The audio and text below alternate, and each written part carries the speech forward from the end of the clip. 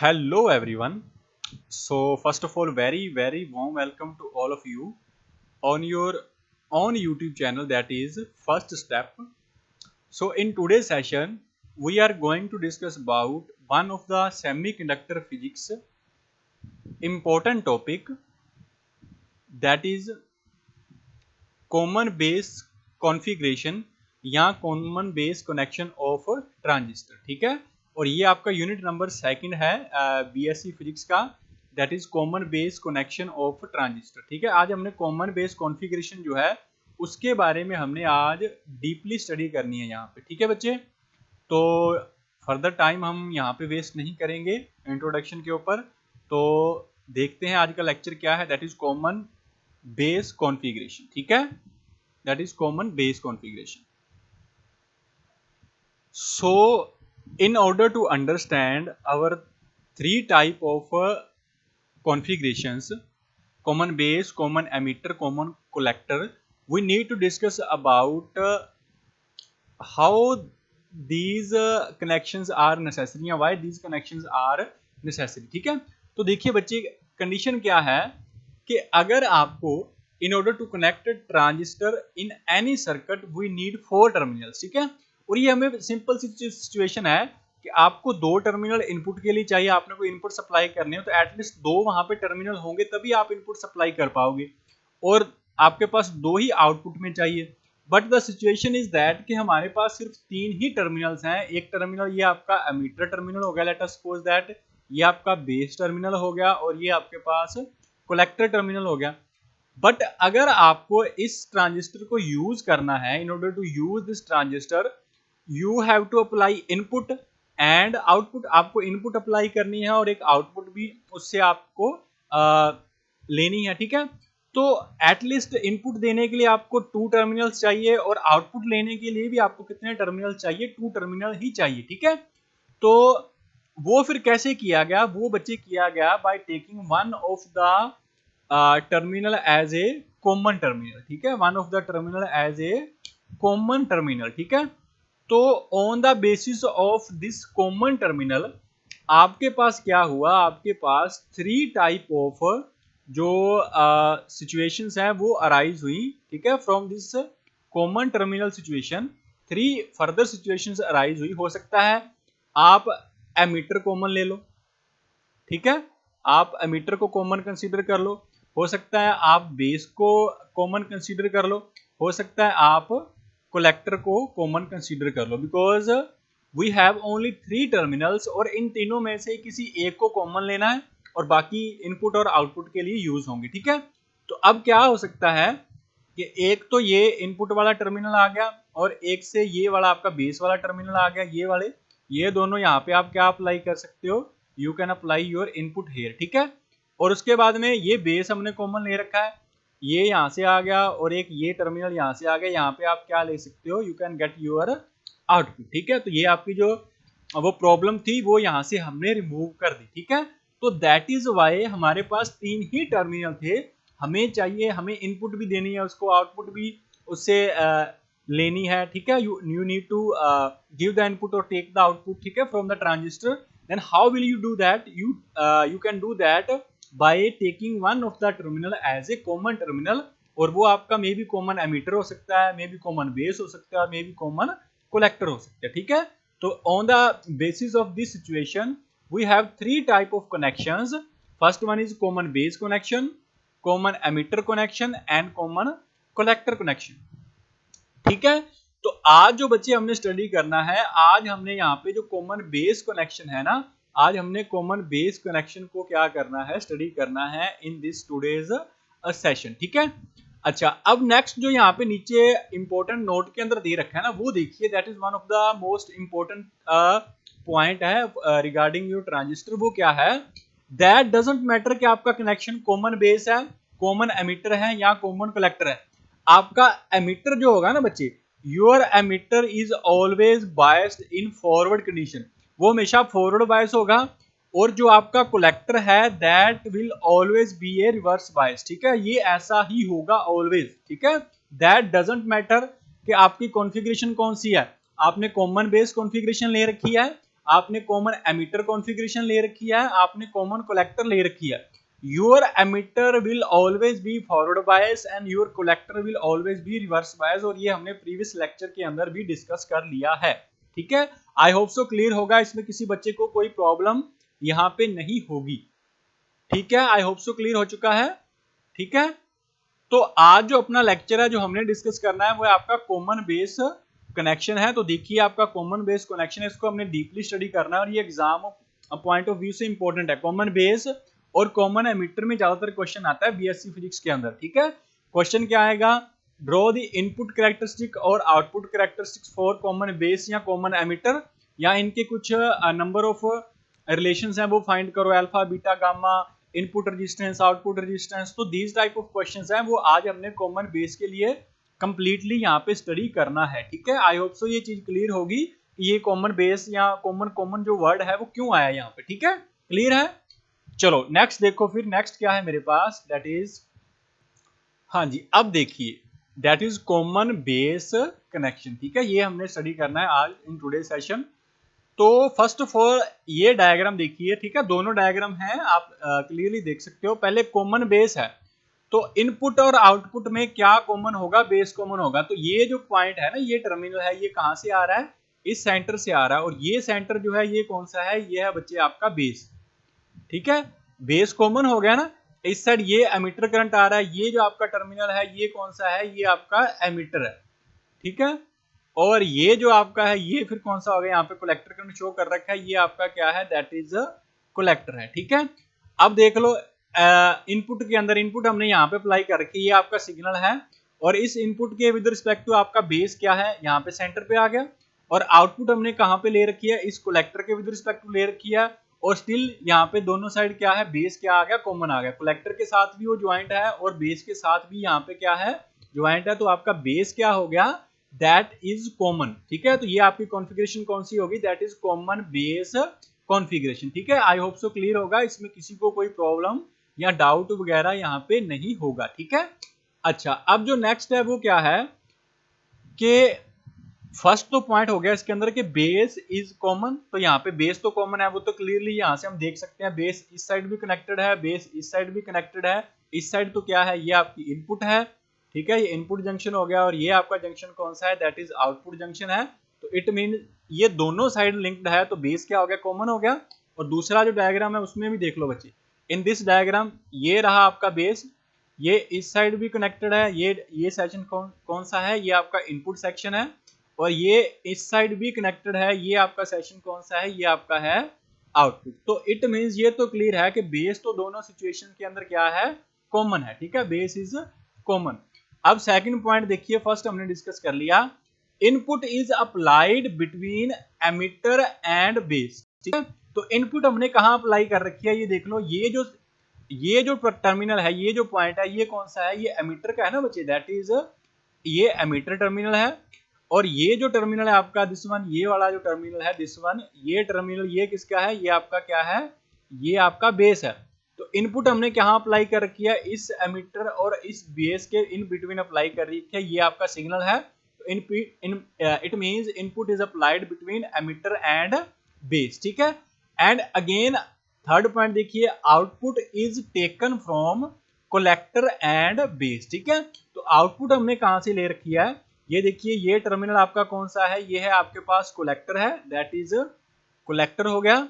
और ये टर्मिनल फिर अगेन दोबारा इस साइड कनेक्टेड है, इस पॉइंट पे देख लो, तो ये आपके पास क्या हो गया, बेस हो गया। तो इट मींस आपने आउटपुट कहां से ले रखी है, output is taken from collector and base. ठीक है, तो ये आपके तीन मेन इंपॉर्टेंट पॉइंट्स हैं, इन दोनों केस के अंदर ही ये सेम होगा, चाहे वो आपका ये फर्स्ट डायग्राम आप स्टडी कर रहे हो, चाहे आप दूसरा डायग्राम जो है सेकंड टाइम ऑफ ट्रांजिस्टर है, ये ऊपर वाला पीएनपी है और ये नीचे वाला एनपीएन ट्रांजिस्टर है। ठीक है, दैट डजंट मैटर, ये तीनों पॉइंट्स इन दोनों केसेस के अंदर ही यूटिलाइज होंगे, दोनों के लिए ट्रू है। ठीक है, क्लियर है बच्चे। तो ये जो मैंने एक बार ड्रॉ किया है, एक बार इसको रब करता हूं, तो आई होप सो कि ये जो आपको तीनों पॉइंट्स हैं क्लियर होंगे।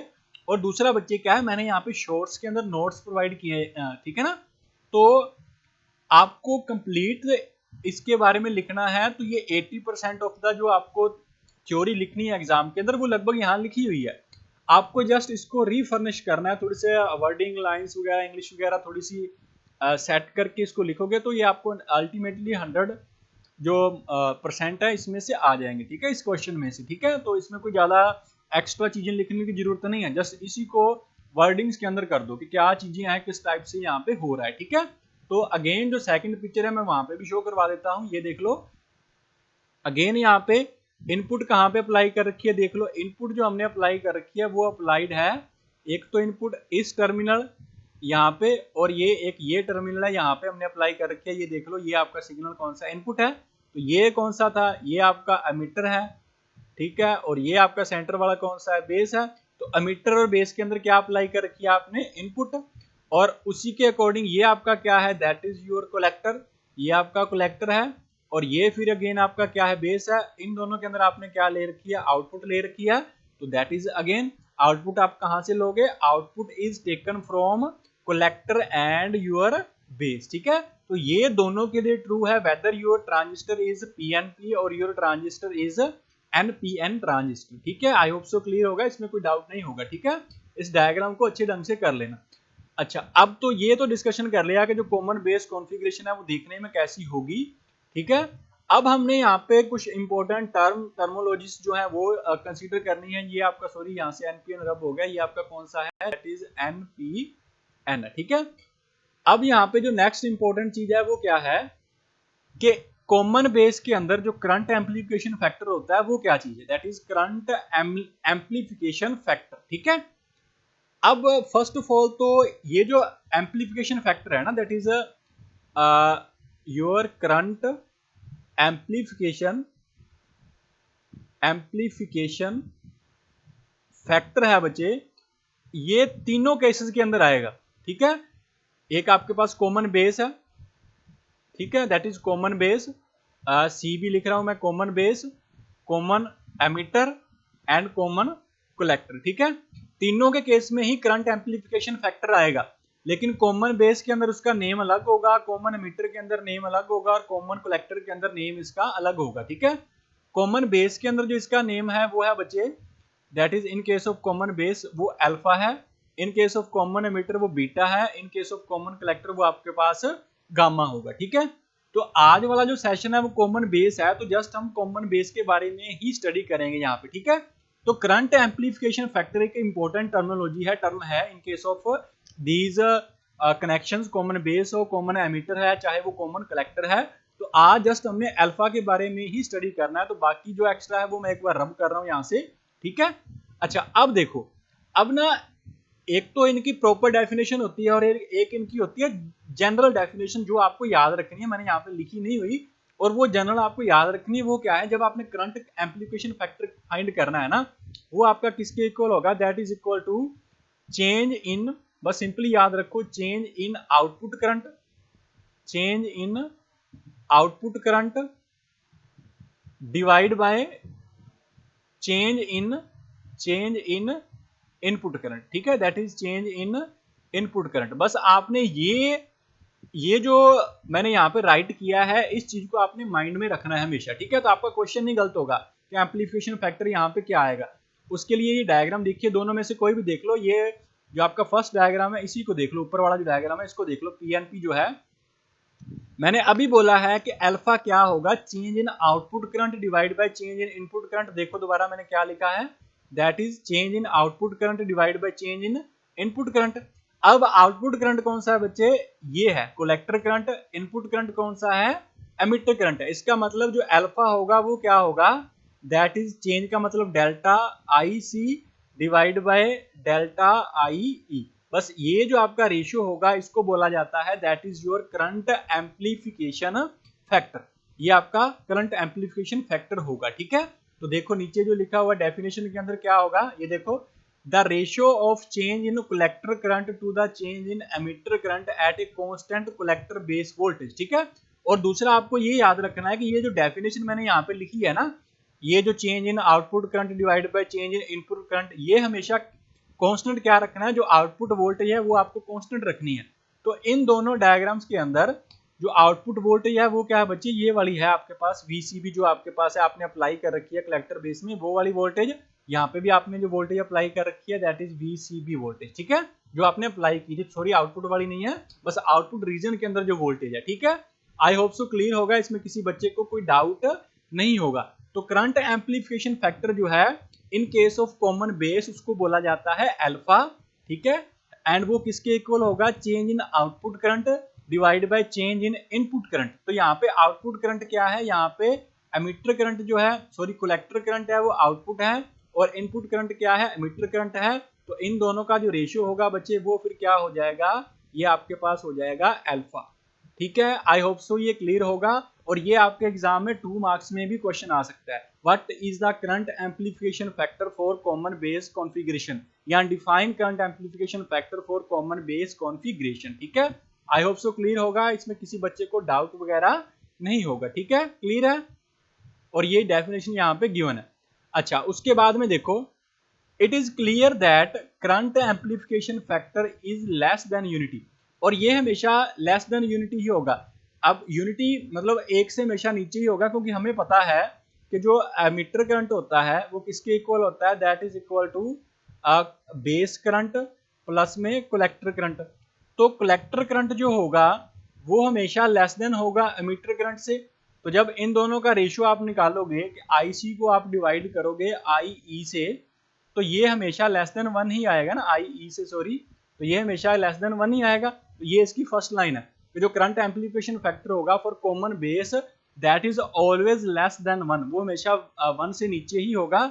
और जो कमर्शियल ट्रांजिस्टर होते हैं उसमें उसकी वैल्यू होती है 0.9 से लेकर 0.99, इतनी वैल्यू होती है, ठीक है। और आपको इसको याद भी रखना है, ठीक है। अच्छा, उसके बाद में क्या है कि आप इस एम्पलीफिकेशन फैक्टर की वैल्यू को जितना ये ज्यादा होगी उतना बेटर है, वो इसको कैसे इंक्रीज कर सकते हो, ठीक है ना। तो इसको बच्चे अगर आपने इंक्रीज करना है तो देखो यहाँ पे लिखा हुआ है, अगर आपको इसको इंक्रीज करना है ना, तो लेट मी रब दिस, इसको एक बार इरेज करने दो। अगर आप ये चाहते हो कि आपका अल्फा क्या हो जाए, इंक्रीज हो जाए, तो सिंपली है, हमने अभी फॉर्मूला यूज किया है कि जो मेरे पास यहाँ पे सिचुएशन है right now, that is emitter current जो होगा वो किसके इक्वल होता है, that is equal to base current plus में क्या है, कलेक्टर करंट। और अगर आप ये चाहते हो कि अल्फा इंक्रीज हो जाए, अगर आप ये चाहते हो कि अल्फा इंक्रीज हो जाए, तो आप क्या कर सकते हो, यहाँ पे इस बेस को क्या कर दो, बेस करंट को कर दो डिक्रीज।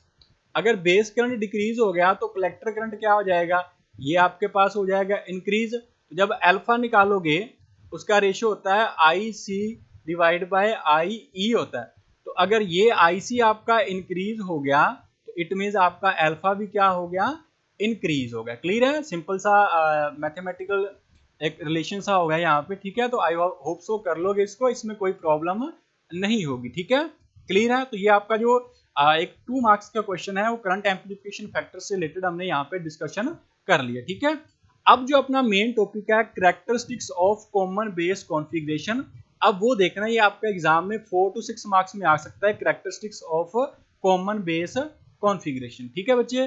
तो देखिए कैरेक्टरिस्टिक्स के अंदर आप क्या करोगे, that is characteristic of common base configuration, ठीक है। तो देखिए मेरे पास क्या है ये, हाँ जी देखिए, अब ना बच्चे कैरेक्टरिस्टिक्स जो होंगी वो बेसिकली डायग्राम्स होते हैं इनपुट और आउटपुट करंट के विद रिस्पेक्ट, ठीक है। इनपुट का अलग होगा, आउटपुट का अलग होगा, और उन कैरेक्टरिस्टिक्स को बोल देते हैं हम कि जो आपका ट्रांजिस्टर है वो इनपुट जंक्शन में कैसा बिहेवियर कर रहा है, उसकी इनपुट कैरेक्टरिस्टिक्स होती हैं। वो आउटपुट जंक्शन में उसका कैसा बिहेवियर है, उसके लिए उसकी आउटपुट कैरेक्टरिस्टिक्स होती हैं, ठीक है। तो फर्स्ट ऑफ ऑल हम यहाँ पे क्या डिस्कस करेंगे, इनपुट कैरेक्टरिस्टिक्स क्या है, ठीक है, कॉमन बेस के लिए। बस ये माइंड में रखना, ये टॉपिक कौन सा चल रहा है, कॉमन बेस, ठीक है। तो ये मैं अगेन दोबारा आपको वही क्वेश्चन रिप्रेजेंट करवा देता हूँ कि आपने इसको किस तरह से याद करना है। इनपुट कैरेक्टरिस्टिक्स क्या होती हैं, वो आपके पास सिंपली होता है that is the graph between input current, graph between input current and input voltage at constant output voltage, बस एट कांस्टेंट आउटपुट वोल्टेज। ठीक है, तो ये आपके पास सिंपल सा एक वे है इसको याद करने का। बाकी आपने लिखना क्या है, लिखना आपने उसको प्रॉपर सेंस के अंदर ही है। ठीक है, अब यहाँ पे इस केस में इनपुट करंट क्या था, इनपुट करंट आपके पास मैंने अगेन डायग्राम वहां पे ऊपर ड्रॉ कर रखा था, तो डायग्राम से ही एक बार देख लो। यहाँ पे इनपुट करंट क्या है, आई है, आउटपुट करंट क्या है, आई सी है। इनपुट करंट, इनपुट वोल्टेज कौन सी है, ये वाली जो इनपुट वोल्टेज है दैट इज वीईई। ठीक है, यहाँ वीई भी बोल सकते हैं इसको, सिंपल सी बात है। ठीक है, तो देखो मेरे पास क्या आएगा, that is the input current. यहाँ पे क्या है ये तो आपको क्लियर होगा, इनपुट करंट आपके पास क्या है, दैट इज आई ई हो गया। इनपुट वोल्टेज क्या होगी, दैट इज किसके इन बिटवीन है, एक तो मीटर है और बेस आपका कॉमन है, वीई भी लिख लो या वीबीई लिख लो। और आउटपुट वोल्टेज कौन सी है, वो आपके पास है कलेक्टर और बेस के अंदर। ठीक है, तो डायग्राम इसकी डेफिनेशन देखो, फिर डेफिनेशन के अंदर क्या दे रखा है। ठीक है, डेफिनेशन देखो, डेफिनेशन अब उसके विद रिस्पेक्ट टू लिखी गई है। ठीक है, डेफिनेशन क्या कह रही है, it is a curve between emitter current, it is a curve between emitter current I and emitter base voltage VEB. और यहाँ पे देखो एक आपके पास इनपुट करंट आई था, इनपुट वोल्टेज वीईबी थी या वीबीई लिख लो, सेम ही है। At constant collector base voltage, यहाँ पे क्या आई थी, आउटपुट वोल्टेज वीसीबी आई है। बस सिंपल है ना। तो आपने इस वे से याद करना है कि अगर इनपुट कैरेक्टरिस्टिक्स फाइंड करनी है तो वो ग्राफ किसके इन बिटवीन होगा, in between input current and input voltage at constant output voltage. अगर आउटपुट कैरेक्टरिस्टिक्स फाइंड करनी है तो वो क्या आएगा, graph between output current output voltage और उसमें कांस्टेंट समथिंग एल्स होगा, वो हम आगे डिस्कस करेंगे। ठीक है, इतना बस एक बार याद कर लो। ठीक है, तो अब जब इस ग्राफ को ड्रॉ करना है तो जनरली जो एमीटर करंट होता है उसको वाई एक्सिस में लेते हैं, और जो एमीटर बेस वोल्टेज होती है उसको हम कहाँ कंसीडर करते हैं, एक्स एक्सिस में। ठीक है ना, ये सिंपली बच्चे एक ग्राफ है, आपने एक ट्रांजिस्टर लेना है, उसमें से आपने एमीटर करंट और ये वोल्टेज नोट डाउन करने और बाद में ग्राफ ड्रॉ करना, उसको आप बोलोगे ये इनपुट कैरेक्टरिस्टिक्स है। ठीक है, जस्ट नथिंग, इसके अलावा कुछ नहीं है। तो अब इस डायग्राम को देखो, जो आपका इनपुट कैरेक्टरिस्टिक का डायग्राम है जो आपने एग्जाम में ड्रॉ करना है, ये डायग्राम देखो, यहाँ पे वाई एक्सिस में इनपुट करंट आ गया दैट इज आई और वो किसमें दे रखा है, मिली एम्पीयर के अंदर। ठीक है, और इस साइड इनपुट वोल्टेज आ गई वीईबी और वो दे रखी है मिली वोल्ट के अंदर। ठीक है, अब ये जब ग्राफ ड्रॉ करोगे तो आपको कांस्टेंट क्या रखनी है, ऊपर मैंने बोला आउटपुट वोल्टेज कांस्टेंट रखनी है। आउटपुट वोल्टेज यहाँ पे क्या थी, वीसीबी वोल्टेज जो है वो आउटपुट वोल्टेज है ना।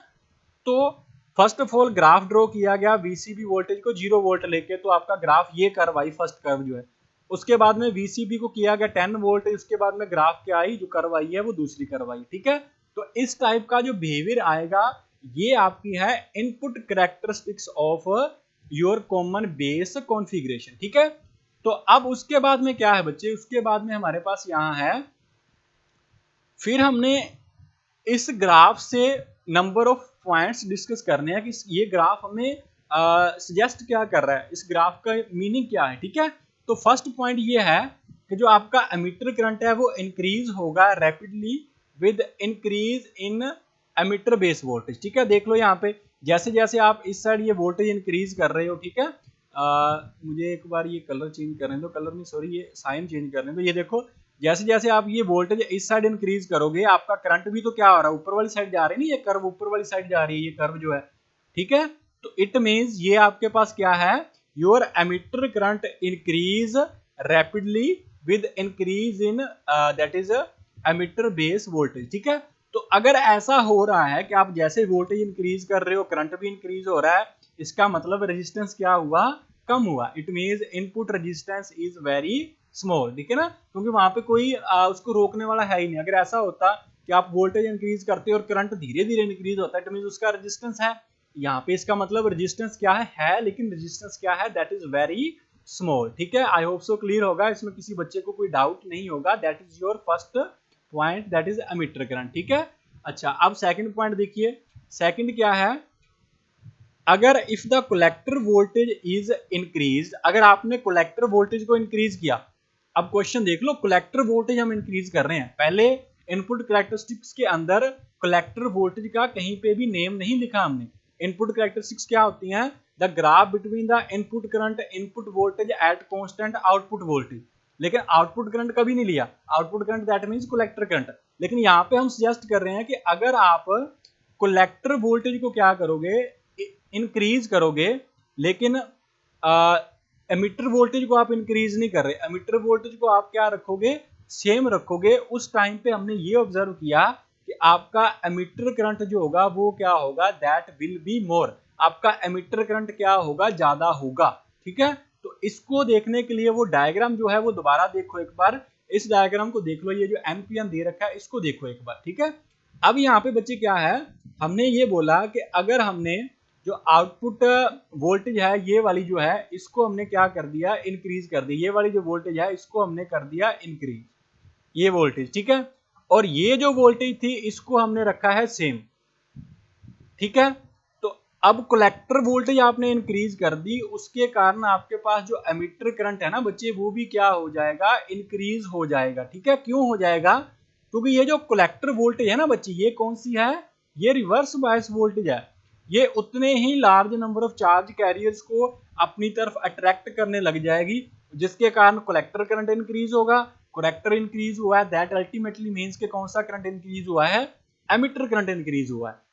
क्लियर है बच्चे, तो ये आपका सेकंड पॉइंट है विद रिस्पेक्ट टू योर जो हमारा पॉइंट चल रहा था, सेकंड पॉइंट जो है। ठीक है, आई होप सो क्लियर होगा, इसमें किसी को कोई डाउट नहीं होगा, और ये आपका सेकंड पॉइंट हो गया, और ये आपने इनपुट के अंदर, इनपुट कैरेक्टरिस्टिक्स के अंदर यहाँ पे लिखना है। ठीक है, अच्छा, अब सेकंड इंपॉर्टेंट रिलेशन है, अगर इनपुट डिस्कस कर रहे हैं तो उसके कॉरस्पॉन्डिंग हम इनपुट रेजिस्टेंस भी यहीं पे डिस्कस कर लेते हैं। ठीक है, अब बच्चे इनपुट रेजिस्टेंस क्या आएगा, सिंपली हमें पता है रेजिस्टेंस क्या होता है, Ohm's law V is equal to I R होता है, तो R क्या आएगा फिर, वो V डिवाइड बाय I आ जाएगा। ठीक है, अभी मैंने बोला है अब आप इनपुट रेजिस्टेंस फाइंड कर रहे हो तो वोल्टेज कौन सी आएगी, इनपुट वोल्टेज, इनपुट वोल्टेज कौन सी थी, emitter base voltage, input current कौन सा था, एमीटर करंट था, बस इन दोनों का जो रेशियो होगा उसको क्या बोलते हैं, उसको बोला जाता है that is your input resistance, और इसकी वैल्यू क्या होगी, दैट इज वेरी स्मॉल, वो हमने ऑलरेडी स्टडी कर ली है। ठीक है, वैल्यू क्या होगी, स्मॉल होगी,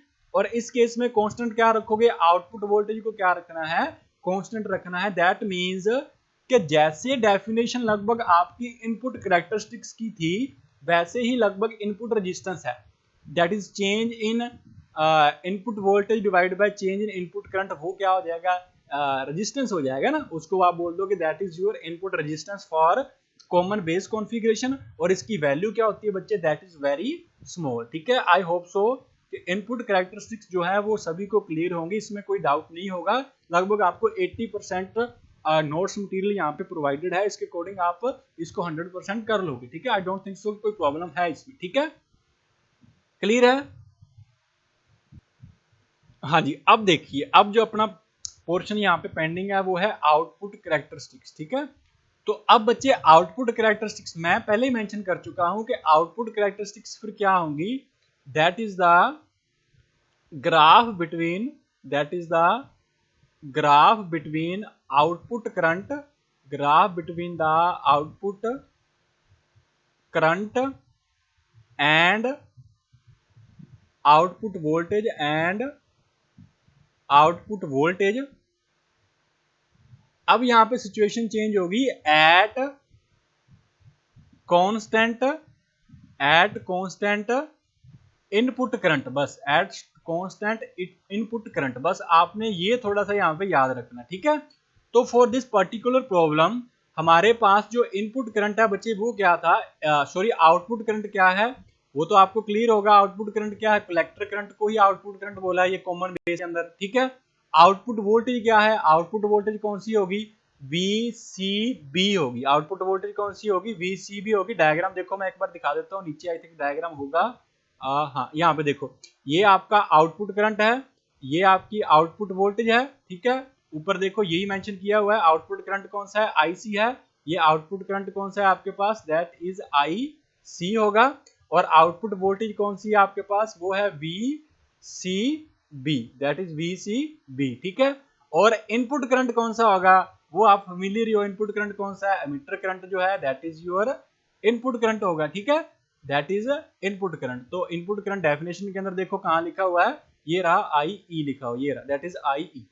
तो ये आपके पास क्या हो गया, it is a curve between collector current IC and collector base voltage VCB at constant emitter current IE। अब इसमें क्या करोगे, वाई एक्सिस पे कौन सा करंट लोगे, वाई एक्सिस पे आपको करंट चूज करना है, तो क्या चूज करोगे, आईसी चूज कर लो। Collector current is taken along Y axis, और जो वोल्टेज है उसको आप कौन सी एक्सिस के अलोंग कंसीडर कर लोगे, एक्स एक्सिस। ठीक है, तो आपको बस बेसिकली यही याद रखना है कि कैरेक्टरिस्टिक का मतलब क्या है। अगर वो इनपुट है तो input current and input voltage के इन बिटवीन ग्राफ बनेगा। अगर वो आउटपुट कैरेक्टरिस्टिक्स हैं तो वो ग्राफ आउटपुट करंट और आउटपुट वोल्टेज के बीच बनेगा। लेकिन कांस्टेंट एक के केस में तो वोल्टेज कांस्टेंट होती है, दैट इज आउटपुट वोल्टेज, और एक के केस में आपका इनपुट करंट कांस्टेंट होगा। ठीक है, आई होप सो क्लियर होगा, इसमें किसी को कोई प्रॉब्लम नहीं होगी। ठीक है, तो look at the output characteristics for any transistor. ठीक है, तो यहाँ पे पर्टिकुलर केस के लिए हमने आउटपुट कैरेक्टरिस्टिक्स ड्रॉ कर रखी हैं। तो आउटपुट कैरेक्टरिस्टिक में आउटपुट करंट कौन सा होगा, आईसी होगा, और आउटपुट वोल्टेज कौन सी होगी, that is VCB, that is the output voltage. और इसमें जो ग्राफ बनेगा वो आपको यहाँ पे शो है, that is your graph for output characteristic. ठीक है, तो फर्स्ट ऑफ ऑल पहले ग्राफ ड्रॉ किया गया जब एमिटर करंट को लिया गया 0 मिली एम्पियर, तब आपका जो कर्व आई है वो कुछ इस टाइप की आई है। फिर एमिटर करंट की वैल्यू ली गई 1 मिली एम्पियर, तब जो कर्व आई है वो कुछ इस टाइप की आई है, एंड सो ऑन। फिर एमिटर करंट की वैल्यू लीजिए 4 मिली एम्पियर, और आपकी जो कर्व की वैल्यू है that is of this type. ठीक है, तो ये आपके पास आउटपुट कैरेक्टरिस्टिक्स जो है in case of common base वो इस टाइप की आएंगी। ठीक है बच्चे, अच्छा अब इससे आप क्या कंक्लूजन निकाल सकते हो, what are the important facts यहाँ पे कौन कौन से हैं। तो फर्स्ट कंक्लूजन है, इसको देखिए ये क्या है, द कलेक्टर करंट जो आईसी है varies with VCB only at very low voltage. ठीक है ना, वो बस थोड़ी सी स्मॉल वोल्टेज पे ही वेरी कर रही है, और वो वोल्टेज क्या है, दैट इज लेस देन 1। ये वोल्टेज लेस देन 1 है। यहाँ पे देखो जैसे ही यहाँ से करंट आपका इंक्रीज हो रहा है, ये बस इतनी इतनी केस के लिए इंक्रीज हो रहा है, बस ये आगे जाके कांस्टेंट हो रहा है। तो इट मींस जो आपका कलेक्टर करंट है वो स्मॉल वोल्टेज के लिए ही वेरी कर रहा है। ठीक है ना, और वो वोल्टेज आपकी क्या है, that is less than 1 voltage. ठीक है, that is less than 1 volt. I hope so clear होगा, इसमें किसी बच्चे को कोई कंफ्यूजन नहीं होगी। ठीक है, क्लियर है। अच्छा अब नेक्स्ट देखिए, सेकंड पॉइंट देखिए यहाँ पे, सेकंड क्या है, when the value of VCB, ये जो VCB की वैल्यू है दिस वन, ये VCB की जो वैल्यू है दिस वन, ये जो VCB की वैल्यू है, अब इस वैल्यू को अगर आप क्या कर रहे हो 1 to 2 वोल्ट करोगे, अगर 1 से 2 वोल्ट करोगे तो आपका करंट क्या हो जाएगा, that will be constant indicated by state horizontal curve. जो किससे रिप्रेजेंट कर रखा है, स्टेट कर्व से। देखो यहाँ पे जैसे ही यहाँ से इससे ऊपर आगे वैल्यू जाएगी तो वो इस कर्व से रिप्रेजेंट कर रखा है। ये जो पिंक कलर की कर्व है बिल्कुल स्ट्रेट लाइन है, यहाँ पे भी आपकी कर्व बिल्कुल क्या है, स्ट्रेट लाइन है, यहाँ पे भी आपकी कर्व क्या है, बिल्कुल स्ट्रेट लाइन है। ठीक है, आई होप सो क्लियर होगा, that is one of the conclusion that you can draw from this diagram. ठीक है, क्लियर है बच्चे, ये हो गया आपके पास सेकंड पॉइंट। ठीक है, अच्छा अब नेक्स्ट देखिए, थर्ड पॉइंट जो है वो हमें क्या सजेस्ट कर रहा है कि अगर आप क्या कर रहे हो, आप VCB वोल्टेज को लार्ज चेंज कर रहे हो। ठीक है ना, if you change your VCB voltage by large amount, ठीक है ना, आप VCB वोल्टेज को चेंज कर रहे हो, दैट इज लार्ज चेंज कर रहे हो, VCB वोल्टेज के अंदर लार्ज चेंज कर रहे हो, लेकिन आपका कलेक्टर करंट कलेक्टर करंट जो है वो चेंज नहीं हो रहा। वो देखो वो क्या है, वो स्टिल आपके पास ये स्ट्रेट लाइन है, ये ऐसे का ऐसे ही रह रहा है, ना ऊपर जाएगा ना नीचे जाएगा, तेरा नो अप्स एंड डाउन्स। ठीक है, जस्ट स्ट्रेट चल रहा है, कांस्टेंट चल रहा है। इट मींस चाहे आप कितनी भी आउटपुट वोल्टेज चेंज कर लो, आपका जो करंट वो है वो चेंज नहीं हो रहा।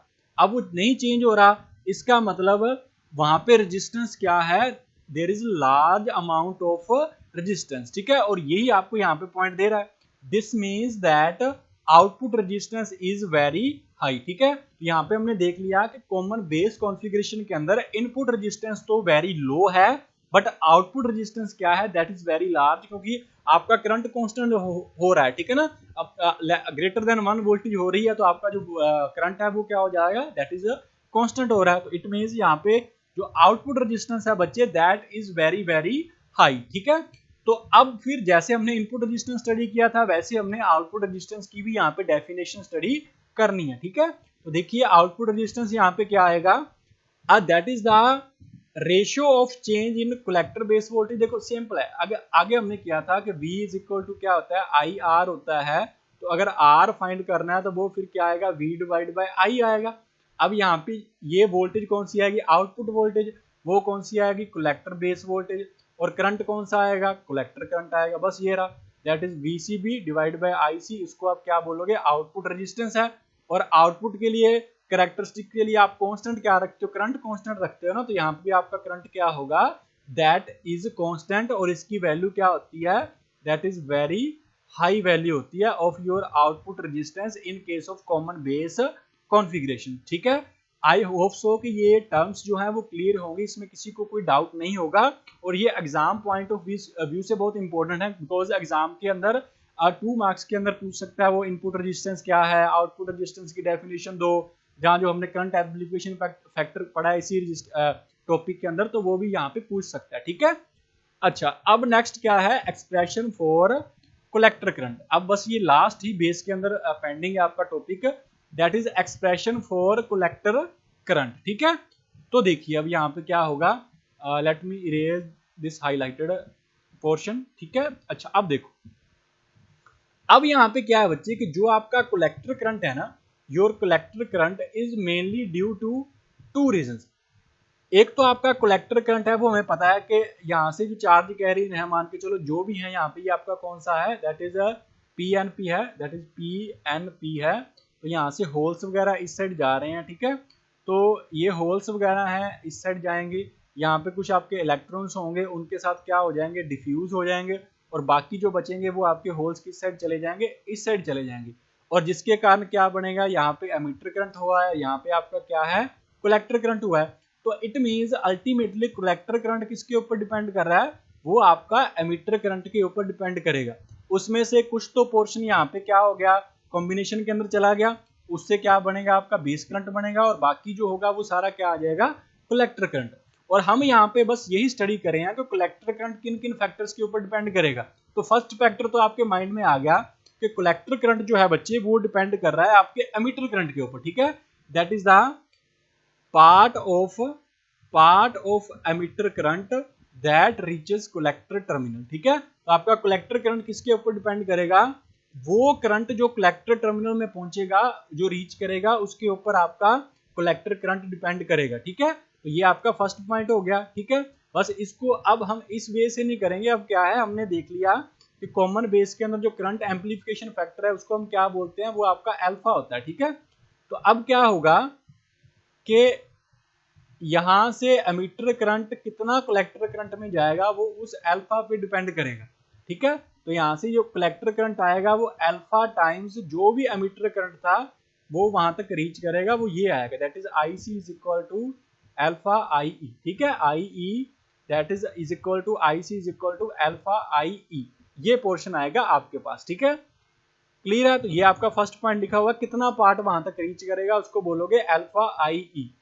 अच्छा अगेन क्या है, दूसरा ये है कि ये जो आपका कलेक्टर वाला पोर्शन है दिस वन, उसको आपने क्या कर रखा है, हमेशा हम क्या करते हैं, दैट इज रिवर्स बायस। ठीक है, तो जब आप रिवर्स बायस करोगे किसी भी डायोड को, तो वहां पे वैसे तो मेजॉरिटी कैरियर्स के कारण करंट नहीं होगा, लेकिन करंट किसके कारण होगा, ड्यू टू माइनॉरिटी कैरियर। ठीक है, माइनॉरिटी कैरियर्स के कारण वहां पे जो करंट है वो होगा, तो इस केस में भी होगा माइनॉरिटी कैरियर्स के कारण, तो वो भी तो कलेक्टर करंट ही होगा ना, कलेक्टर में फ्लो करेगा तो वो कलेक्टर करंट है। तो इट मींस आपका दूसरा जो पोर्शन है वो किसके कारण आएगा, that is the leakage current due to the minority carriers in collector based junction. और इस क्यों आ रहा है, बिकॉज उसको रिवर्स बायस कर रखा है, और उस करंट को बोलते हैं लीकेज करंट। ठीक है ना, वो हमने फर्स्ट यूनिट के अंदर ऑलरेडी स्टडी कर रखा है कि लीकेज करंट क्या होता है। ठीक है ना, जो रिवर्स बायस के कारण फ्लो करता है, that is your leakage current. ठीक है, तो इट मींस कि आपका जो टोटल कलेक्टर करंट है बच्चे, वो फिर किसका इक्वल हुआ, किसके इक्वल हुआ, एक तो आ गया जो आपका अल्फा वाला पोर्शन था उसके ऊपर डिपेंड करेगा, IC जो आएगा वो किसके ऊपर, अल्फा IE, ये फर्स्ट पॉइंट था। और ये आपका कौन सा पॉइंट है, second, this one is your first portion जो हमने यहाँ पे स्टडी किया, और ये आपका कौन सा है, that is your second point है। ठीक है, ये क्वेश्चन क्लियर है सभी को, आई होप सो क्लियर होगी, इसमें कोई कंफ्यूजन नहीं होगी। ठीक है, अब क्या है, अब इस लीकेज करंट को हमने फाइंड करना है। ठीक है, बस इसकी नोटेशन देनी है, बाकी तो कुछ नहीं है इसके अंदर। अब क्या है, आप ऐसा केस कंसीडर करो कि आप एमिटर करंट जीरो कर दिया, मतलब कि आपने एमिटर वाला जो टर्मिनल था उसको कर दिया आपने ओपन। अब अगर ये ओपन हो गया, इट मींस एमिटर करंट क्या हो गया, एमिटर करंट आपके पास हो गया 0, emitter current is equal to 0। तो इस इक्वेशन के अंदर क्या हो जाएगा, आपके पास जो कलेक्टर करंट है इस इक्वेशन के अंदर देखो, अगर एमिटर करंट आपने 0 कर दिया तो कलेक्टर करंट की वैल्यू फिर क्या आ जाएगी, that is equal to I leakage. ठीक है, तो बस इसकी नोटेशन चेंज कर देते हैं कि ये कलेक्टर करंट की वैल्यू आई लीकेज कब आई है, जब आपने एमिटर करंट को क्या कर दिया था, आपने एमिटर को क्या कर दिया था, आपने ओपन कर दिया था। ठीक है, तो इसकी नोटेशन कैसे लिखते हैं, इसको लिख देते हैं बच्चे आई सी बी ओ, बस नोटेशन चेंज की है, आई लीकेज को हम लिख देंगे आई सी बी ओ। बट इसका एक मीनिंग है, इसका एक रीजन है कि इसको आई सी बी ओ क्यों लिखा गया है। ICBO देखो ये करंट है, ICBO क्यों लिखा गया है, इसका मतलब है that is the collector current, यहां आप लिख सकते हो that is the collector base current, collector base current when open क्या है, जो तीसरी चीज बची है ना इस नेम के अंदर नहीं आ रही, वो क्या है, emitter. When emitter is open, अगर आपका एमिटर ओपन है उस टाइम पे जो कलेक्टर बेस करंट होगा उसको बोलते हैं ICBO। तो इट मींस लीकेज करंट की जगह आप क्या लिखोगे, ICBO।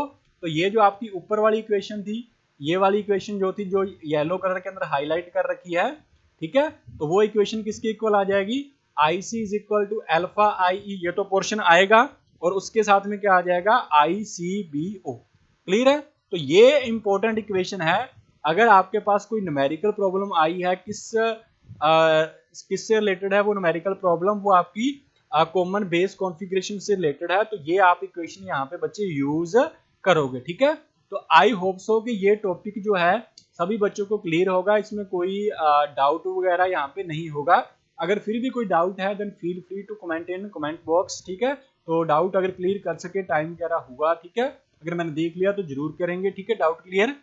और ये आपका कॉमन बेस जो है वो आपका कंप्लीट हो चुका है, that is your common base configuration, and I hope so कि सभी को कॉमन बेस कनेक्शन तो क्लियर होगा। ठीक है, सो अब नेक्स्ट जो लेक्चर है अपना, उस लेक्चर के अंदर हम कॉमन एमिटर जो कनेक्शन है उसको डीपली स्टडी करेंगे। ठीक है, so till then have a good day. अगर वीडियो अच्छी लगे then please like share and subscribe this channel. Okay बच्चे, ठीक है।